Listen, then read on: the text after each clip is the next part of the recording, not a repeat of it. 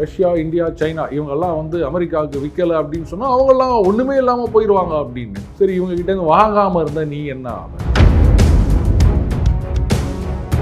ஆனால் இன்னைக்கு நீங்கள் உலகத்தில் இருக்க எல்லா நாடுகள், அதுலேயும் ஃப்ரெண்ட்லி கண்ட்ரிஸ் மேலே கூட நீங்கள் இவ்வளோ டாக்ஸ் போட்டுக்கிறீங்க அப்படின்னு சொன்னால் அப்போ எல்லாருமே ஏமாத்துக்காரங்க, நீங்கள் மட்டும்தான் யோக்கியம் அப்படின்னா அதெல்லாம் நம்புற மாதிரி இருக்கா கோபி?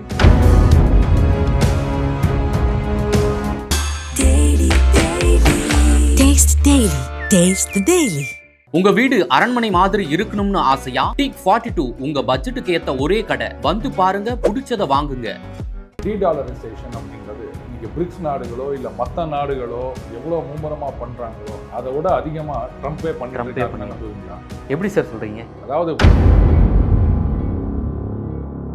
இந்த crypto currency backed by treasury bills இது வந்து பெரிய அளவில் வர ஆரம்பிச்சிருச்சுன்னு சொன்னால் அமெரிக்காவுக்கு முதல்ல பெனிஃபிட்டோ என்னவோ சொல்ல முடியாது. அண்ணன் ட்ரம்ப் அவர் கம்பெனிக்கு பெனிஃபிட் ஆகும். ஆட்டோமேட்டிக்காக டாலருடைய மதிப்பு குறையும். ரஷ்யா சொல்றாங்க, நீ என் மேல டாரிஃபும் போட போறது கிடையாது, போட்டாலும் அதுல ஒரு பிரயோஜனமும் கிடையாது. அவங்க மேல போறோம்னா போட்டுக்க, எனக்கு என்ன வந்தது? அவங்க ஆயில் வாங்க தான் போறாங்க, நாங்க கொடுக்க தான் போறோம், ஒன்னால முடிஞ்சதை பாத்துக்க. இன்னும் 6 மாசம் கோபி இதே மாதிரி போயிட்டு இருந்ததுன்னு சொன்னா அமெரிக்கால வந்து ஜனங்கள்லாம் சம கடுப்பாயிருவாங்க. அண்ணன் ட்ரம்ப் 2 மாசத்துல வந்து மன்னிப்பு வைக்காங்க, 3 மாசத்துல வந்து மன்னிப்பு வைக்காங்க. அப்படியே காத்துக்கினே இருக்கு. இங்கே சில பேர் சொல்லியிருந்தாங்கல்ல, ஜனவரி பிப்ரவரியில் அண்ணாமலையை தூக்கிடுவாங்க, மார்ச் ஏப்ரலில் அண்ணாமலையை தூக்கிடுவாங்க, மாதம் மாதம் சொல்லிட்டு இருப்பாங்கல்ல, அந்த மாதிரி தான் சொல்லிட்டு இருக்கணும். 2 மாதம் 3 மாதம். சார் வணக்கம் சார். வணக்கம் கோபி. சார், ட்ரம்பின் அடாவடி வரியை எதிர்கொள்ளும் வகையில் பிரிக்ஸ் மாநாடு காணொலி வாயிலா நடந்து முடிஞ்சிருக்கு சார். முதல்ல இந்த பிரிக்ஸ் மாநாடுனா என்ன சார்? அதில் எத்தனை நாடுகள் இருக்கு? இது வந்து ட்ரம்பின் இந்த கோளாறு வரி கொள்கை நடவடிக்கைகளுக்கு ஆபத்தா அமையுமா சார்? அதாவது பிரிக்ஸ் அப்படின்றது பார்த்தீங்கன்னா basically Brazil, Russia, India, China, அதுக்கப்புறம் சவுத் ஆஃப்ரிக்கா, இந்த 5 நாடுகள் அடங்கிய கூட்டமைப்பு. இப்போ இதில் நிறைய பேர் வந்துட்டு இருக்காங்க. போகிற போக்கில் பார்த்தா ஐநா சபையில் இருக்கிறதுல 3/4 பேர் இங்கே வந்துடுவாங்க போல இருக்கு. அதுக்கும் நம்ம வந்து அண்ணன் ட்ரம்ப் அவர்களுக்கு தான் வந்து நன்றி சொல்லணும். இந்த வரி கொள்கை அப்படின்றது முதல்ல இது ஒரு கொள்கையே கிடையாது. நீங்கள் சொன்ன மாதிரி அடாவடி, அதிரடி, தெனாவட்டு, இப்படிதான் அகம்பாவம். ஆமாம். ஏன்னா இந்த WTO வேர்ல்டு ட்ரேட் ஆர்கனைசேஷன் இதனுடைய சட்ட விதிகளுக்குள்ள இந்த விதமான வரிகள் எதுவுமே அடங்காது. அதனால தான் பார்த்தீங்கன்னா அங்கே அப்பீல்ஸ் கோர்ட்டில் அமெரிக்காலேயே வந்து இந்த மாதிரி வரி போடுறதுக்கு பிரசிடெண்ட்டுக்கு பவர் கிடையாது. காங்கிரஸ், அதாவது நம்ம ஊரில் பார்லிமெண்ட்னு சொல்கிறோம் இல்லையா, அவங்க தான் வந்து இதை போடணும் அப்படின்னு தீர்ப்பு வந்தது. பட் அப்பீல் பண்ணுறதுக்கு வசதியாக அக்டோபர் 10 வரைக்கும் அப்படின்னு நினைக்கிறேன், அது வரைக்கும் வந்து டைம் கொடுத்துருக்காங்க. சுப்ரீம் கோர்ட்டில் அப்பீல் போகிறாங்க. இந்த வரிகள்லாம் வந்து எடுத்தங்க வித்தன்னு நடந்துக்கிறாருன்னு சொல்லுவாங்க இல்லையா, அந்த மாதிரி தான் பண்ணிட்டு இருக்காங்க. இப்போ வந்து அமெரிக்காவுக்கு எதிராக நடக்குமா அப்படின்னா அங்கே தான் சொல்லிட்டு இருக்காங்க, பிரிக்ஸ் அப்படின்றது வந்து அமெரிக்காவுக்கு எதிரான அமைப்பு அப்படின்னு. நீ பாட்டுக்கு வரி போட்டுனே இருப்ப, இதில் போதாக்குறையும் சொல்கிறாரு பாருங்க.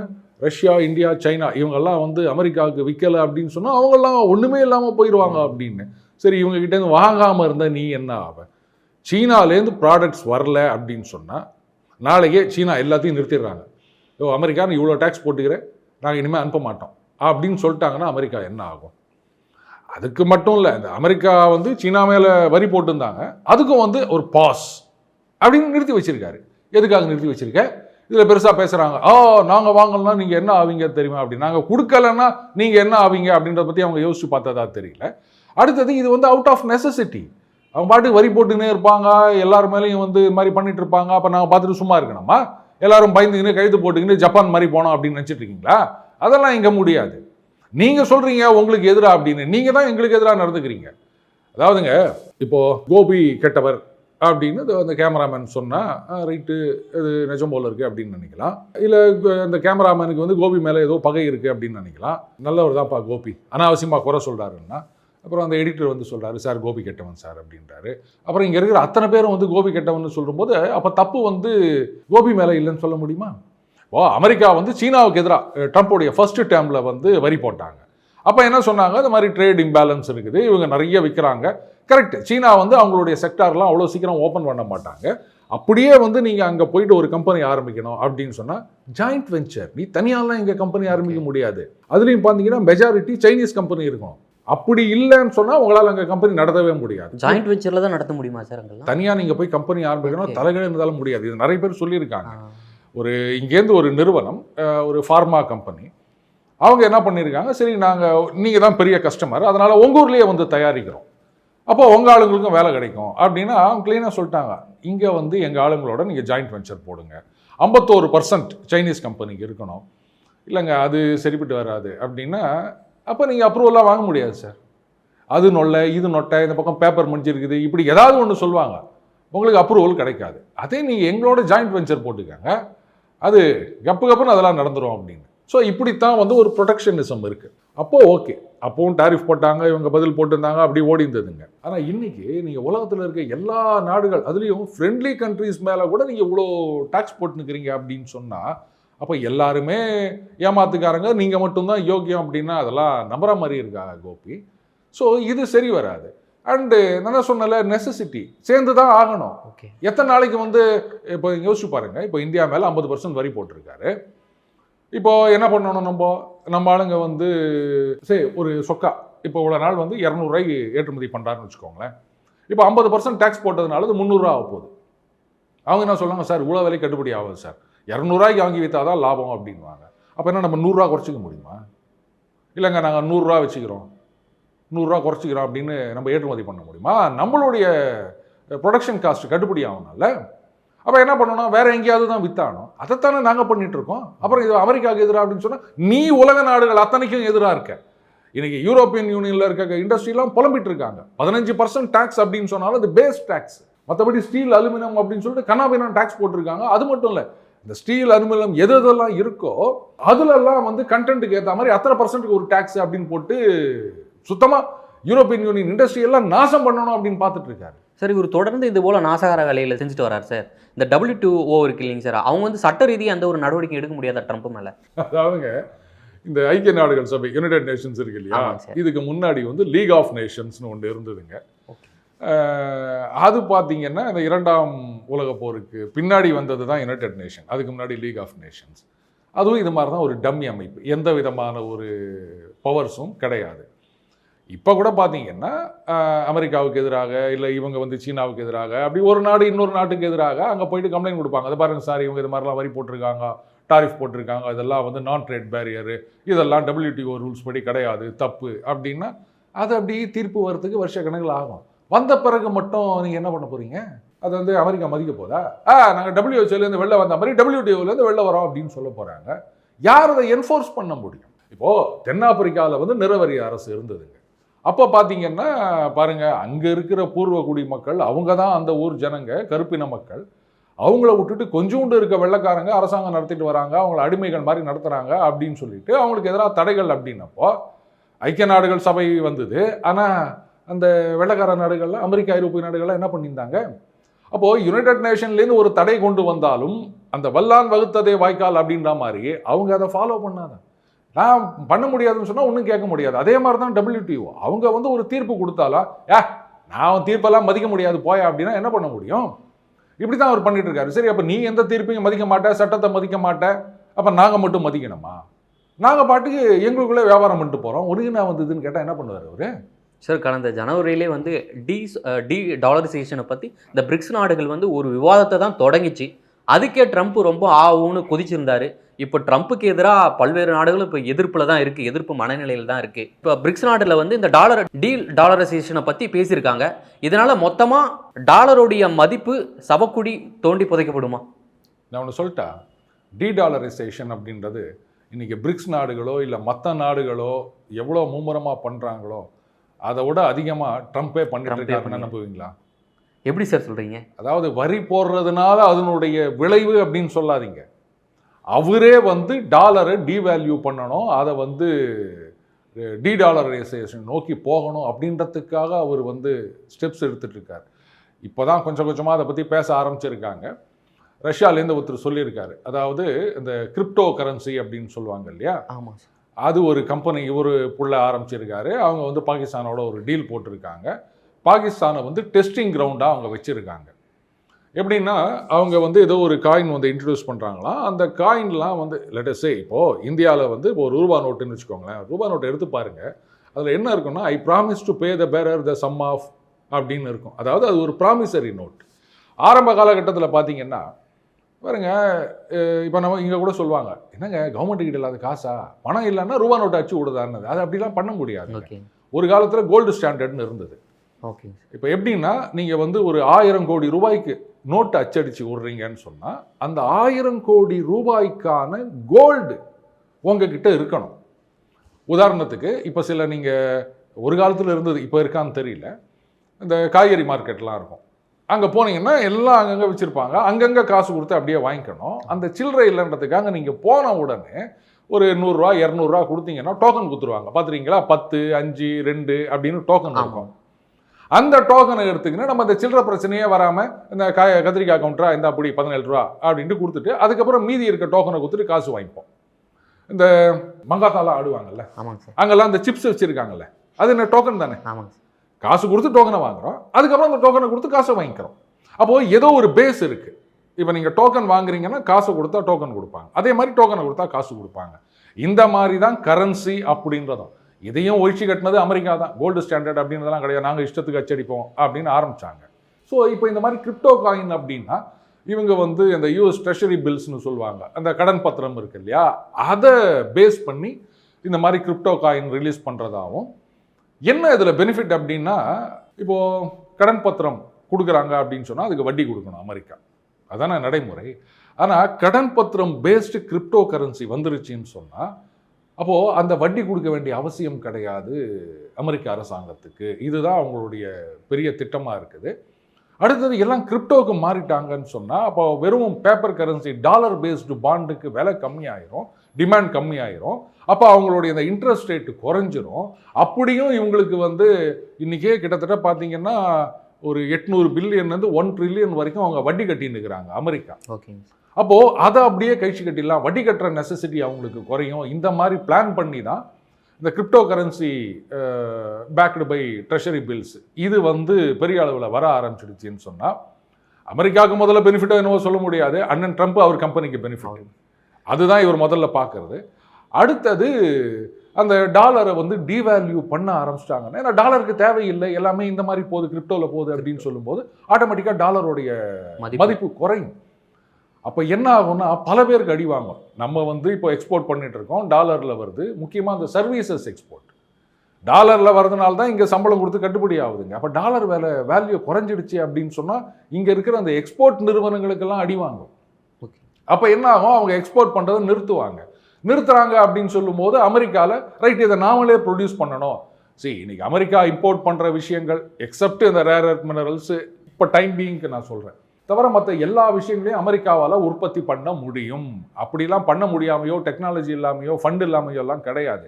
ஏன் அவங்க வெளிநாடுகிட்ட துரத்தி விட்டுறாங்கன்னு சொன்னால் சீப்பாக இருக்குது அப்படின்னு. இதுதான் இங்கே ஐஃபோன் வந்து இங்கே உற்பத்தி பண்ணுறதுக்கும் அமெரிக்காவில் உற்பத்தி பண்ணுறதுக்கும் நிறைய வித்தியாசம் இருக்குது. அதனால தான் வந்து இங்கே உற்பத்தி பண்ணுறாங்க. ஸோ அங்கே உற்பத்தி பண்ணுறதுக்கு அப்போ ஒரு இன்சென்டிவ் ஆகும், ஏன்னா டாலர் வேல்யூ குறையுது அப்படின்னு சொல்லும்போது இப்படி பெரிய பிளான் போட்டிருக்காரு. அதனால் டீடாலரைசேஷன் அப்படின்னா சும்மா ஒரு உதார விட்டுருக்காரே தவிர அவரே தான் மற்ற நாடுகளை புஷ் பண்ணுறாரு. ஏங்க ஒரே ஒரு உதாரணம் சொல்கிறேன். இப்போ சீனா ஆர் ஃபார் தட் மேட்டர் வியட்நாம்னு எடுத்துக்கோங்களேன், அவங்க வந்து 140 பில்லியனுக்கு ஏற்றுமதி பண்ணுறாங்க, ஆனால் வந்து 50 பில்லியனுக்கு தான் இறக்குமதி பண்ணுறாங்கன்னு போது பாரு நீங்களாம் ஏமாத்துற அப்படின்னு. லெட்ஸ் 140 பில்லியனுக்கு ஏற்றுமதி பண்ணிட்டு அமெரிக்காவிலேருந்து 140 பில்லியனுக்கு இறக்குமதி பண்ணுறாங்க அப்படின்னு சொன்னால் இவங்க கிட்ட டாலர் எதுவுமே கையில் இருக்காது, கரெக்டாக? அப்போ என்ன பண்ணுவாங்க, அவங்க சவுதியிலேருந்து ஆயில் வாங்கணும் அப்படின்னு சொன்னால் டாலருக்கு எங்கே போவாங்க? அப்போ என்ன ஆகும், வேற கரன்சியில் ட்ரேட் பண்ணலாமா? இப்படித்தானே நடக்கும். எல்லா நாடுகளும் எவ்வளோ அமெரிக்காவுக்கு ஏற்றுமதி பண்ணுறாங்களோ அதே அளவுக்கு இறக்குமதி பண்ணாங்க அப்படின்னு சொன்னால் அதுவே டீடாலரைசேஷன் நோக்கி போகக்கூடிய ஒரு பயணம் தான். இதைத்தான் அவர் பண்ணிட்டு இருக்காரு. ஆனால் சும்மா உதார விட்டுட்டு இருக்காரு, நீங்களாம் டாலர் இது பண்ணீங்கன்னா அப்படின்னு. ஆனால் அது அந்த அளவுக்கு எஃபெக்டிவாக இல்லாமல் மற்றவங்கள்லாம் ஒன்றா சேர்ந்து நீ என்ன எங்ககிட்ட வாங்குறது, நான் உங்ககிட்ட விற்கணும்னு அவசியமே கிடையாது, நாங்கள் எங்களுக்குள்ளேயே பார்த்துக்கிறேன். இப்போ ஆல்ரெடி பார்த்தீங்கன்னா Chinese yuan, Indian rupee, Russian ruble, இதில் நிறைய ட்ரேட் நடந்துட்டு இருக்குங்க. சவுதிலாம் கூட வந்து சைனீஸ் யுவான் அக்செப்ட் பண்ணிக்க ஆரம்பிக்கிறாங்க. அதுக்கப்புறம் நம்ம யூஏஇயோட நம்ம கரன்சியில் இது ஓஸ்ட்ரோ அக்கௌண்ட்னு அதுக்கு வேறு இப்போ ரிலாக்ஸ் பண்ணியிருக்கோம் கண்டிஷன்ஸ் எல்லாம். அப்போது எல்லாமே அவங்கவுங்க லோக்கல் கரன்சியில் இது மாதிரி ட்ரேட் பண்ணிக்க ஆரம்பிச்சிட்டாங்கன்னு சொன்னால் அப்போ டாலர் என்ன ஆகும்? அதை சேர்த்து வச்சுருக்கவங்களாம் அதிகமாக பார்த்தீங்கன்னா ஜப்பான் இருந்தது, சைனா அதுக்கப்புறம் மேலே வந்தது, இப்போ 2 பேரும் மாறி மாறி குறைஞ்சின்னு வராங்க. அப்போ அவங்க டாலர் வச்சுருக்கிறதெல்லாம் வேல்யூ குறையும் இல்லையா? அப்போ அதெல்லாம் டம்ப் பண்ணுவாங்க, இன்னும் வேல்யூ குறையும். இதெல்லாம் ட்ரம்ப் பண்ணுற வேலை தான். ஓகே. அவர் பண்ற டாரிஃப்னால இது வந்து உலக மக்கள் டீடாலரைசேஷன் நோக்கி போறாங்கன்னு இல்லை, டாலருடைய மதிப்பு குறையணுன்றதுக்காகவே அவர் ஏதோ பண்ணிட்டு இருக்காருங்க, அவருடைய சொந்த லாபத்துக்காக. 3வது முறை ஆட்சிக்கு வர முடியாது அப்படின்ற நோக்கத்துல மொத்தத்தையும் குழி தோண்டி புதைக்கலான்னு ஒரு முடிவோட தான் இருக்காரோ. இதை நான் ஆரம்பத்திலேயே சொன்னேன். Okay. ட்ரம்பை பொறுத்த வரைக்கும் நம்ம அன்றைக்கே சொன்னோம் இல்லையா, எலான் மஸ்க் வந்து ஒரு பிஸ்னஸ் மேனாக இருந்தவர், அவருக்கு பொலிட்டிக்கல் ஆம்பிஷன் வந்தது, அதனால் அவர் கட்டி விட்டாங்க. ஆனால் ட்ரம்ப்பு ஒரு பொலிட்டிஷியனாக இருந்து பிஸ்னஸ் மட்டும்தான் அவர் கண்ணில் தெரியுது. டாலர் டாலர் டாலர், எங்கே போனாலும் டாலர். ஏன் கம்பெனிக்கு டாலர்? மொபைல் கம்பெனி வேறு ஆரம்பிக்கிறாரா, $499 ஒரு வருஷத்துக்கு, அது அந்த ப்ரீபெய்டு மாதிரி இப்படிலாம் பண்ணிகிட்ருக்காரு அவர். ஸோ அவர் வந்து பொட்டஸ் பிரசிடெண்ட்டாக இல்லை, ஒரு பிஸ்னஸ் மேனாக இருக்காரு. சரி, பிஸ்னஸ் மேனாக இருந்தாலும் அமெரிக்காவுடைய பிஸ்னஸ் அப்படின்னு பார்க்காம எங்கள் கம்பெனி, என் புள்ள, என் மருமவன், இவங்களுடைய கம்பெனிக்கு ப்ராஃபிட் வரணும், இதைத்தான் பார்த்துட்டு இருக்காரு. அது விரைவிலேயே அமெரிக்க மக்கள் புரிஞ்சுப்பாங்கன்னு நான் நம்புகிறேன் கோபி. சார், பொதுவாகவே இப்போது வரைக்கும் வந்து சர்வதேச வர்த்தகம் வந்து டாலரை மையமாக கொண்டு தான் நடைபெற்று வருது. பிரிக்ஸ் நாடுகள் உள்ளூர் நாணயங்களை பயன்படுத்த போதா ஒரு விவாதம் நடத்தியிருக்கு. பிரிக்ஸ் தனி நாணய முயற்சி நடைமுறைக்கு வந்தால் அமெரிக்காவின் வந்து டாலர் வந்து மதிப்பு, அதனுடைய ஆதிக்கம் குறைய வாய்ப்புக்குங்களா? நிச்சயமாக குறைக்கும். இவங்க வந்து தனியாக வந்து பிரிக்ஸ் கரன்சின்னு ஒன்று போகணுன்னு கூட அவசியம் கிடையாது, அவங்கவுங்க லோக்கல் கரன்சியில் ட்ரேட் பண்ணிக்கினாலே போதும். இப்போ என்ன ஒரே ஒரு சிக்கல்னா, உதாரணத்துக்கு நான் சொல்கிறது ஒரு 6 மாதத்துக்கு முன்னாடி சினாரியோ, நம்ம ரஷ்யாவோட அந்த ரூபிளில் தான் ட்ரேட் பண்ணிகிட்ருக்கோம். இப்போ பாருங்கள், ரஷ்யாக்கிட்டேருந்து நம்ம நிறைய இறக்குமதி பண்ணுறோம் ஆயில், ஆனால் இங்கேருந்து ரஷ்யாவுக்கு போகிறது கம்மியாக இருக்குது. அப்போ என்ன ஆகுது, ரஷ்யாக்கிட்ட ரூபா நிறைய இருக்குது, இந்தியன் கரன்சி. அதை அவங்க என்ன பண்ணுவாங்க, ஃபுல் கன்வெர்ட்டிபிலிட்டி அப்படின்னு சொல்லுவாங்க. இப்போ இந்த ரூபாயை வச்சு, சரிங்க என்கிட்ட நிறைய ரூபா இருக்குது, டாலர்லேருந்து தான் ஊசி கட்டாங்க ரஷ்யாவை, இப்போ இந்த ரூபாயை கொடுத்து நான் எங்களுக்கு ஆப்பிரிக்காலேருந்து ஏதோ ஒன்று வேணும் அதை கொடுத்து வாங்கிக்கலாமான்னா அது முடியாது. இப்போ தான் அதுக்கு வந்து கொஞ்சம் கொஞ்சமாக ரிலாக்ஸேஷன் கொண்டு வராங்க. அப்போது எங்களுக்குள்ள ஒத்து வர நாடுகளுக்கு இந்த மாதிரி ஓஸ்ட்ரோ அக்கௌண்ட்டு அவங்கவுங்க கரன்சியில் ட்ரேட் பண்ணிக்கலாம், இதை பேலன்ஸ் வச்சுக்கலாம் அப்படின்னும் போது முதல்ல இந்த பிரிக்ஸ் நாடுகள், அதுக்கப்புறம் அதில் வந்து இணைந்திருக்கக்கூடிய இல்லை மெம்பர்ஷிப்புக்காக வெயிட் பண்ணிட்டு இருக்கக்கூடிய நாடுகள், இப்படி எல்லாமே வந்து அவங்கவுங்க லோக்கல் கரன்சியில் ஆர் ப்ரிடாமினண்ட்டாக எந்த கரன்சியோ, உனக்கு அவங்ககிட்ட யுவான் இருக்கா, ரைட்டு ரூபிள் இருக்கா, இல்லை ருபி இருக்கா, இந்த 3 கரன்சி இப்போ பிரதானமாக இருக்கின்றது, இதில் ட்ரேட் பண்ணிக்கலாம் அப்படின்னு வரும்போது டாலர் இன்னைக்கு வந்து உச்சத்தில் இருக்குன்னா அதுக்கு ஒரே ஒரு காரணம், சம்பந்தமே இல்லாமல் 2 நாடுகள் வர்த்தகம் பண்ணணும் அப்படின்னாலும் அவங்களுக்கு டாலர் வேணும். சரி, நீங்கள் வந்து பர்மா, நீங்கள் வந்து தாய்லாந்து, உங்களுக்குள்ளே கொடுத்து வாங்கிக்கணும் அப்படின்னா உங்கள் கரன்சி அவன் வாங்க மாட்டான், அவன் கரன்சி உங்க வாங்க மாட்டான். அப்போ என்ன பண்ணணும், டாலர் வேணும். டாலர் வேணும்னா என்ன பண்ணணும், அமெரிக்காக்காரனுக்கு எதையாவது ஏற்றுமதி பண்ணி அவங்ககிட்டேருந்து டாலர் வாங்கணும். அவன் என்ன பண்ணுவான், பிரிண்ட்டு தான் பண்ணுவான். அந்த பிரிண்ட் கூலி, செய்கூலின்னு சொல்கிறோம்ல, அதுதான். அது கூட இஷ்டத்துக்கு அடிக்க முடியாத ரெஸ்ட்ரிக்ஷன்ஸ் இருக்குது, பட் அவங்களுக்கு வந்து அதெல்லாம் ஒரு பெரிய விஷயமே கிடையாது. ஸோ ஒன்றுமே இல்லாமல் நோட்டை அச்சடித்து உங்ககிட்ட இந்த சாமானை வாங்கிக்கின்னு அவன் அந்த டாலரை கொடுக்குறான், நீங்கள் இந்த டாலரை கொடுத்து அவங்ககிட்டேருந்து ஏதோ வாங்குறீங்க. அதே மாதிரி அவங்க இன்னொரு கண்ட்ரியில் வாங்கணும்னு சொன்னால் அவங்களுக்கும் டாலர் வேணும், அமெரிக்கா கிட்ட போய் நிற்பான். இப்போ அந்த தேவை இல்லை அப்படின்னு வச்சுக்கோங்களேன், நீங்கள் தேவையில்லாமல் அமெரிக்காவுக்கு எக்ஸ்போர்ட் பண்ணுறதுன்றது நிற்கும். ஏன்னா ஏற்கனவே வரி போட்டுக்கிறாங்கல்ல, வரி உதுற மாதிரி. அப்புறம் நான் எதுக்கு உனக்கு எக்ஸ்போர்ட் பண்ணோம், நான் வேற யாருக்காவது கொடுத்துட்டு போகிறேன். நான் வந்து இங்கேருந்து தான்சானியா கொடுக்குறேன், இல்லை வந்து கென்யா கொடுக்குறேன், அவங்க ஏதோ ஒரு காசை கொடுப்பாங்க, அதை வச்சு நான் இன்னொருத்தர்கிட்ட வாங்கிக்கிறேன். இப்படி பண்ணிட்டு போனாங்க அப்படின்னு சொன்னால், ஆல்ரெடி சீனா என்ன பண்ணிட்டாங்க, ஆப்பிரிக்காவில் இருக்க 53 நாடுகள் நீங்கள் வந்து சீனாக்கு என்ன எக்ஸ்போர்ட் பண்ணாலும் 0 டாரிஃப் அப்படின்ட்டாங்க. எவ்வளோ வேணால் நீங்கள் எக்ஸ்போர்ட் பண்ணுங்கள், என்ன வேணா பண்ணுங்கள், இங்கே தேவை இருக்கா, எங்கள் கம்பெனி வாங்கிக்கிறாங்களா, நீங்கள் தாராளமாக கொடுங்க, நாங்கள் வரியே போட மாட்டோம். அதே சமயத்தில் சீனாலேருந்து வருது, நீங்கள் ஏதோ வரி போடணும்னு நினைக்கிறீங்களா, போடுங்க, நாங்கள் எதுவுமே கேட்க மாட்டோம், உங்களுக்கு நாங்கள் 0% டாரிஃப்ன்றாங்க. இப்போ என்ன ஆகும், இந்த ஆப்பிரிக்க நாடுகள்லாம் சீனாவுக்கு எக்ஸ்போர்ட் பண்ணுறாங்க. அப்போ சீனா என்ன கொடுப்பாங்க, நீங்கள் யுவான் வச்சுக்கோங்க, அவங்க கரன்சி. அப்போ என்ன ஆகும், சைனீஸ் யுவான் அந்த 53 நாடுகள்கிட்டையும் இருக்கும். அவங்க ஒருத்தருக்கு ஒருத்தர் வாணிகம் பண்ணிக்கணும் அப்படின்னு நினச்சா, தான்சானியா கென்யா கிட்டே ஏதாவது வாங்கணும்னு சொன்னால், டாலர்லப்பா யுவான், கொடு நாங்களும் அவங்க கிட்ட வாங்கிக்கிறோம். அப்போது இந்த யுவான் அடுத்த பெரிய கரன்சி ஆகும். ஓகே. அப்போது உலக வர்த்தகம் வளர வளர டாலருக்கான தேவை அதிகமாகும். ஆனால் இங்கே இப்போ எல்லாருமே அவங்கவுங்க லோக்கல் கரன்சியில் ட்ரேட் பண்ண ஆரம்பிச்சிட்டாங்கன்னு சொன்னால் டாலருக்கான தேவை குறையும். தேவை குறைஞ்சிது அப்படின்னு சொன்னால் அது அப்படியே அதில் பாதாளத்துக்கு போகும். இது ட்ரம்பே சொல்லியிருக்காரு, டாலரை மட்டும் நீங்கள் ஒழிச்சு கட்டிட்டீங்க அப்படின்னு சொன்னால் ஒரு தேர்ட் வேர்ல்டு கண்ட்ரி ஆகிடும் அமெரிக்கா, அதனால் நான் அதை ஒத்துக்க மாட்டேன்னு வெளில அந்த மாதிரி சொல்கிறாரே தவிர உள்ளுக்குள்ளே அதைத்தான் அவர் பண்ணினுக்கிறார். என் கம்பெனி என் பிள்ளைக்கு லாபம் வந்தால் போதும், அமெரிக்கா இந்த நாடும் மக்களும் நாசமாய் போகட்டும் அப்படின்னு இருக்காரு. அவர் என்ன பண்ணுறது சார்? அதே போல் வந்து பிரிக்ஸ் மாநாட்டில் வந்து இந்தியா சார்பில் வந்து நம்மளுடைய வெளியுறவுத்துறை அமைச்சர் ஜெய்சங்கர் பங்கேற்றிருக்காரு. அவர் சொல்லியிருக்காரு, வெளிப்படையான பொருளாதாரம் நடைமுறைகள் வெளிப்படையதாகவும் இருக்கணும் ஜெய்சங்கர் கூறியிருக்கார் சார். பெரிய பொருளாதார சக்தியான அமெரிக்காவுக்கு தன்னோட செல்வாக்கை இழப்பதற்கான இது ஒரு ஆரம்பமாக அவர் சொல்லியிருக்காருங்களா? பாருங்க, நீங்கள் வந்து ட்ரேட் பாலிசி அப்படின்னு சொன்னால் அது வந்து டிரான்ஸ்பேரண்ட்டாக இருக்கணும், எல்லாருக்கும் சமமானதாக இருக்கணும் அப்படின்றதுல மாற்று கருத்தே கிடையாது. இப்போ நான் வந்து இல்லடஸு அமெரிக்கான்னு இல்லை, லண்டன் எடுத்துக்கணும், பிரிட்டன். நாங்கள் வந்து ஃப்ரான்ஸ்கிட்டேருந்து வாங்கினா டாரிஃப் இல்லாமல் வாங்குவோம், ஜெர்மனிக்கிட்ட டாரிஃப் போடுவோம் அப்படின்னா அப்போ அவன் கேட்பானா மாட்டானா? நான் எனக்கு மட்டும் வரி போடுறா, அவனுக்கு வரி போடல.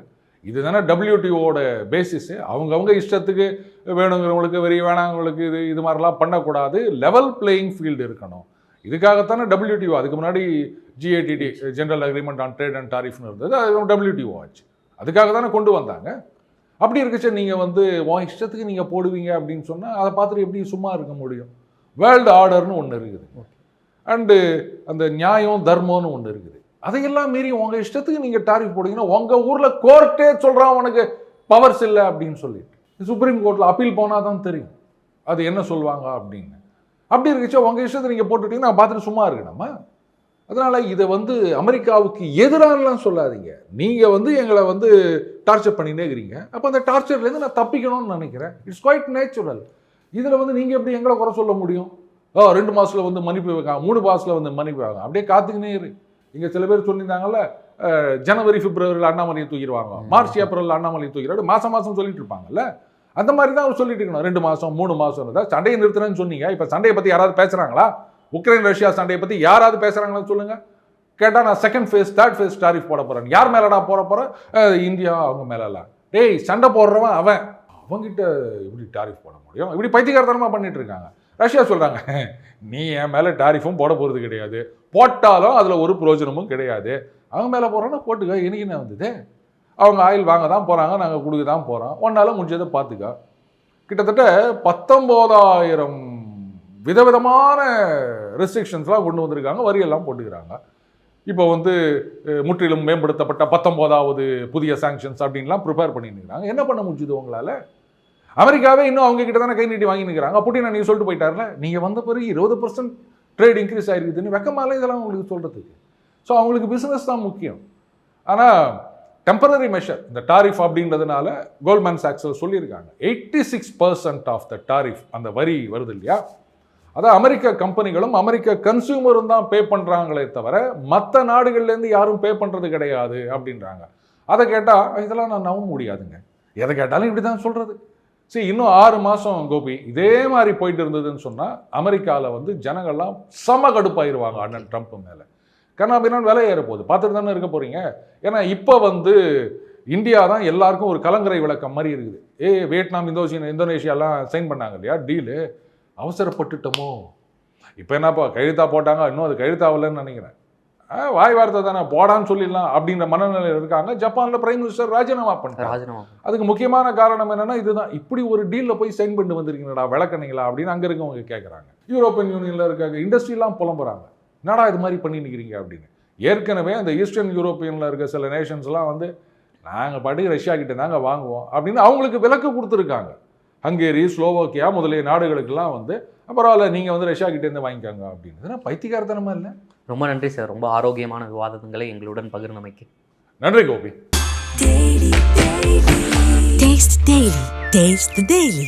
உங்க வீடு அரண்மனை மாதிரி இருக்கணும்னு ஆசையா? டீக் 42 உங்க பட்ஜெட்டுக்கு ஏத்த ஒரே கடை. வந்து பாருங்க, பிடிச்சத வாங்குங்க.